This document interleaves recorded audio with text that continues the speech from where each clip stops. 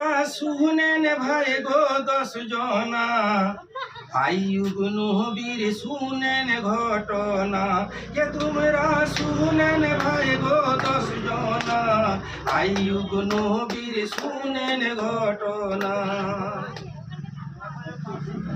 আইয়ুব নবী ছিলেন একজন হাদিস কোরআনে শুনি ভাই, ধন দৌলত আর সোনা চাঁদি পয়সার কোনো সীমা নয়।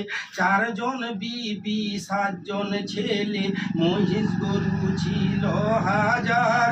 এবাদতে মশগুল থাকতো আলিশান তাহার দরবার।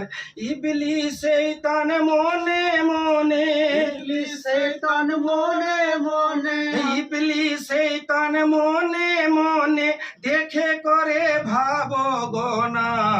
আইয়ুব নবীর শুনেন ঘটনা।